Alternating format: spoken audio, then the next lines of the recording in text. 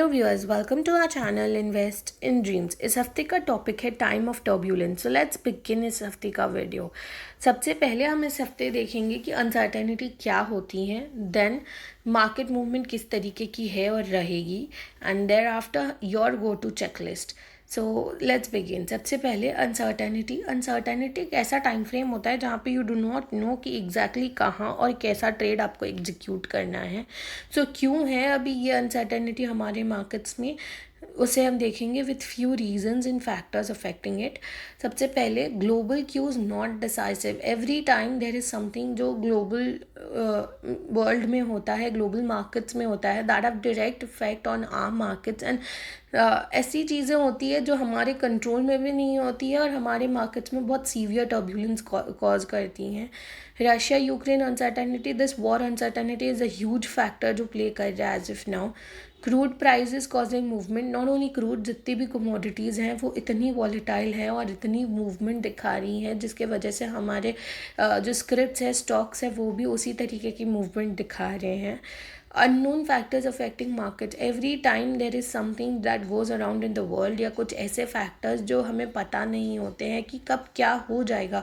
When those kind of events take place, तब जो है वो मार्केट को इम्पैक्ट करते हैं बहुत सेंटिमेंटली, मतलब साइकोलॉजिकली एंड इकोनॉमिकली। जब कहीं पे भी अराउंड द वर्ल्ड ऐसी ऐसी चीज़ें होती है, वॉर हो गया या कोविड हो गया या ऐसा, जो हमें इकोनॉमिकली बहुत ज़्यादा इम्पैक्ट करता है, साइकोलॉजिकली बहुत ज़्यादा इम्पैक्ट करता है, but we do not know what is the exact cause for that. Those factors are something जो सबसे ज़्यादा टर्ब्यूलेंस कॉज करते हैं मार्केट्स में। Then strong impact from foreign markets जिस तरीके से रिएक्ट कर रहे हैं, हमारे मार्केट्स भी ऑलमोस्ट उसी लेवल पे उसी तरीके से रिएक्ट कर रहे हैं। So it is very important to see कि फॉरेन मार्केट्स में क्या हो रहा है, and if that is where जहाँ पे प्रॉब्लम्स हैं, तब हमारे यहाँ पे प्रॉब्लम्स होना बहुत ज़्यादा ऑब्वियस हो जाता है। Then choppy markets with both side volume movements. अब किसी भी साइड का ट्रेड ले लो, कहीं का भी स्टॉप लॉस रख लो, अभी मार्केट की मूवमेंट इतनी वॉलेटाइल है और इतनी डीप है कि आपको बोथ साइड्स आप ट्रेड लोगे, फिर भी आपके स्टॉप लॉसेस ट्रिगर हो रहे हैं और आपके लॉस आपको बुक करने पड़ रहे हैं। Domestic and international policies having impact everywhere. यहाँ पे इलेक्शंस थे, कहीं पे वॉर हो रहा है, कहीं पे कुछ हो रहा है, and all those policies, Fed का मीटिंग था, उन्होंने अपने रेट्स को लेके कोई पॉलिसी बनाई, कहीं पे भी कुछ भी हो रहा है, everything is actually impacting every market across the world and our markets too. So market movement, Nifty अगर हम देखेंगे तो नो ट्रेडिंग जोन में ट्रैवल कर रहा है अभी निफ्टी, बिकॉज अपने मूविंग एवरेजेस के बीच में है, जहाँ पे अगर आप कहीं किसी भी साइड का ट्रेड लेते हैं, in case other side the market moves, losses could be huge. Volatile, definitely बहुत ज़्यादा वॉलेटाइल है और डीप वॉलेटिलिटी भी है।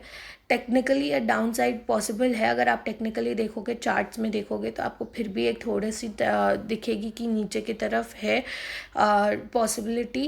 एंड ये पॉसिबिलिटी इसीलिए भी है, अगर आप RSI के मेजर्स आप देखते हो तो आपको पता चलेगा कि हम अभी भी थोड़े से ओवर बहुत जोन्स में हैं। रेंज बाउंड होना चाहिए। निफ्टी का लेवल जो रेंज बाउंड है वो रेंज होगी 16,800 to 17,300।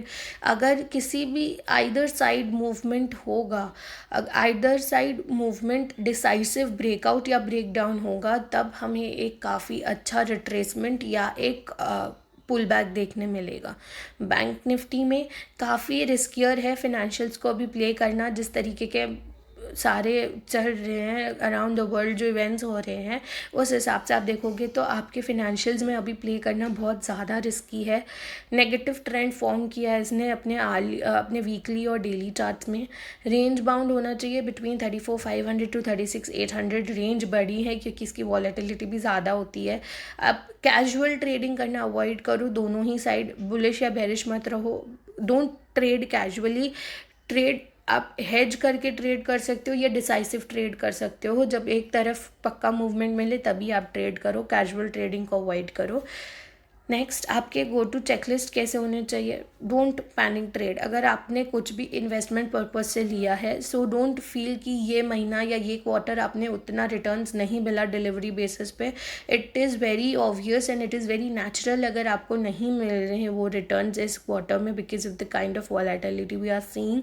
मल्टीपल एवेन्यूज़ रखिए अपने इन्वेस्टमेंट के। अगर आपने कभी कोमोडिटी, थोड़ा सा ये, थोड़ा सा वो, and keep them very safe. अपना रिस्क एपेटाइट देख के ही आप ट्रेड करें या इन्वेस्ट करें। I would say investment would be better than trading in this kind of market. आप होल्ड कर सकते हैं, आप अक्यूमुलेट कर सकते हैं, और ये पॉइंट है जहाँ पे आप वेल्थ क्रिएट कर सकते हैं अगर आप इन्वेस्ट करते हैं तो। Diversify in terms of script, diversify in terms of the places you invest. Better रहेगा। Have plan A B C D as many as possible for your self.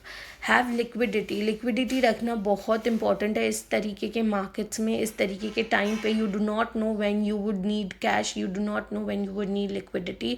और इस तरीके से पैसे को फंसाना भी नहीं है कि आपको पता नहीं चले कि यार अब कब आएगा, एंड आएगा भी कि भी नहीं। Don't get into that kind of uncertainty. Next, avoid debt and debt trap. It is very important. अगर आपको ये वॉलेटिलिटी को, ये डाउन ट्रेंड को इकोनॉमी के अगर आपको अच्छे से निकालना है, अगर आपको स्टेबल रह के निकालना है, that is something that is सबसे प्राइमरी आपको अवॉइड करना है। Keep up with discipline investing. अगर आप SIP करते आ रहे हैं, keep that up. Do not think कि यार अभी तो मार्केट गिर जाए, अभी SIP नहीं करना है। Don't go for that thing. Don't fall for false promises. कोई ये कहता है कि 100% मैं आपको एक महीने में इतने रिटर्न दूंगा, don't fall for that. Fall for something that is really, you can think कि हाँ ठीक है ये हो सकता है, this is possible. Okay, so that's it for this video. ये कुछ सर्विसेज है जो हम इन्वेस्टिंग ड्रीम्स में प्रोवाइड करते हैं। आप हमसे कनेक्ट कर सकते हो through WhatsApp, Facebook and Instagram. Link सारी डिस्क्रिप्शन में है। अगर आपको वीडियो अच्छा लगा so please like, share and subscribe to us.